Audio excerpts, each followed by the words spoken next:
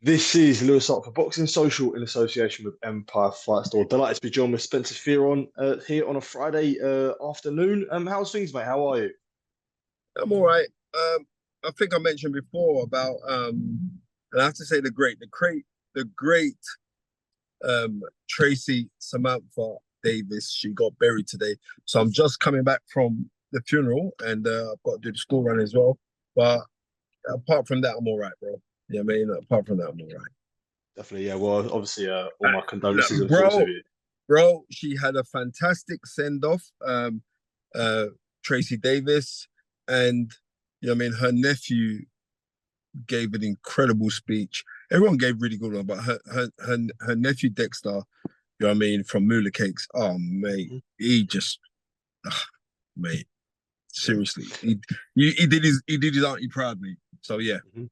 Yeah, absolutely. Yeah, as I said, mate, condolences and all thoughts go to the families and everyone affected. But I suppose we'll jump into the boxing talk. We do see Jaron Ennis return this weekend against David Avanesyan. To see, I suppose, a future pound for pound great potentially making his matchroom debut. Looking forward to it this weekend.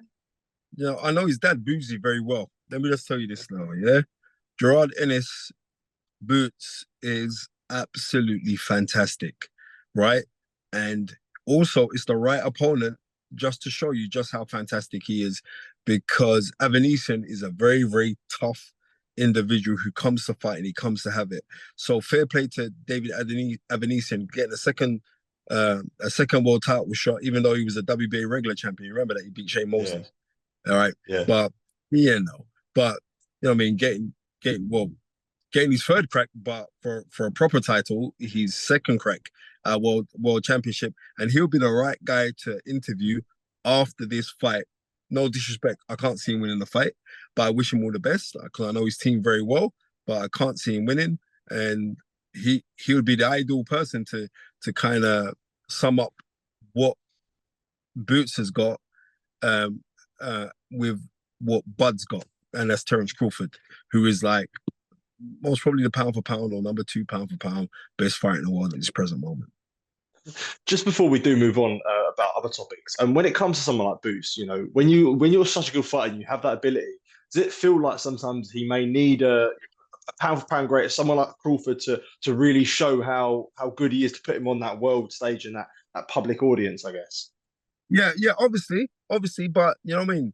If you think about it, guys have avoided him, so him going with Eddie Hearn is a good thing.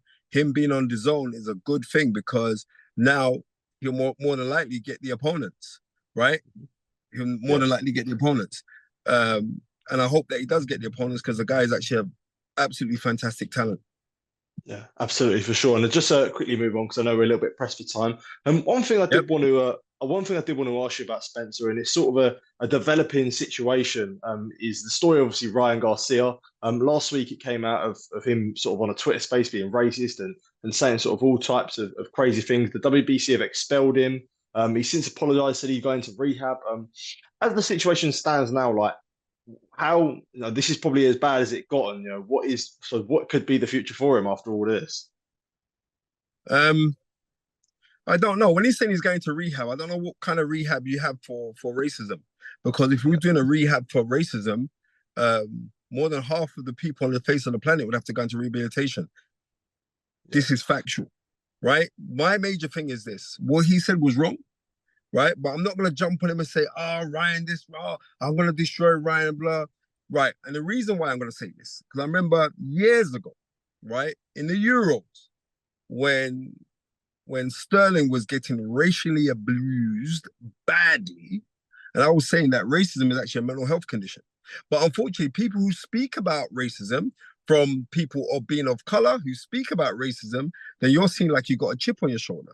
And I'm saying I'm kind of well balanced with my chip on my shoulder because um, society has put two chips on each side, so I'm well balanced with it. yeah, I'm just going to be real. But what I am going to say is I'm not going to give negativity too much interest because what Ryan Garcia said was absolutely disgusting. It was disgusting. Yeah, I agree. But what I am going to say is that forgiveness is the key. But what I realize is when you're a person of color and you say, well, we should forgive him, what will happen is you get criticized for saying, no, yeah, no, no. Why are you doing this? Because you're meant to stay on code for us as black people. I'm saying we should forgive him simply because if I hold an animosity towards Ryan Garcia for the disgusting things that he has said, that's not affecting Ryan Garcia. That's affecting myself. Yeah. Right? Ryan Garcia has no significance into my life, bar the fact that he's a professional boxer. Apart from that, you got no significance whatsoever. Right? And when you have no significance, then I pay you no mind. Right? And that's that. The WBC were correct for doing what they did. Right? And I see a lot of people saying, well, they didn't do that with Devin Haney. There were levels and degrees of racism. What Devin Haney said was nothing compared to that. Like, to bring back George Floyd. If it wasn't for George Floyd's death, a lot of people of color who are in certain positions right now owe a great, massive debt to George Floyd's killing, his murder. Because what it did, it made loads of people reevaluate their own standings, loads of companies, loads of TV companies. I know this is a fact, right? So certain things what I was speaking about, that things needs to be reevaluated and looked at, I was being laughed at, right? Or I was, oh yeah, here he goes, always talk about race. No. Racism is very, very alive and kicking, right? But what is very good is being concealed really well. But in saying that, Ryan Garcia doesn't represent every Hispanic person. Ryan Garcia doesn't represent anybody, even though he's Hispanic, he looks Caucasian, right? He doesn't represent Caucasian, because when I turn around and say I have met beautiful people from all different races and places with different skin tones and different faces, that makes up our human family. We are one human family and we should stay there. So what we need to do, he needs to be severely reprimanded for that. Yeah. But I'm also saying forgiveness is the key. And the reason why forgiveness is the key is because we're not holding on to the animosity that will affect us ourselves. Okay. The last one from myself. Is there a time where though there needs to be sort of, I suppose, maybe people around them or people in positions like De La Hoya, for example, there's always like the mental health card gets played. But why do you think that there is such reluctance, opposed to almost like sort of be critical of him, I guess, from maybe not from himself, but from people higher up, I guess, people like De La Hoya and his promoters? Well, the thing about it is this: I haven't heard anything from Bernard Hopkins.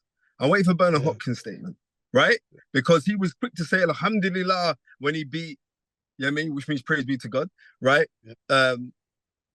He was shouting that out hard. I want to see what Bernard Hopkins has to say. Yeah. Right? Being a man of color, right? And being a man that's been on code, I like to see what Bernard Hopkins has to say.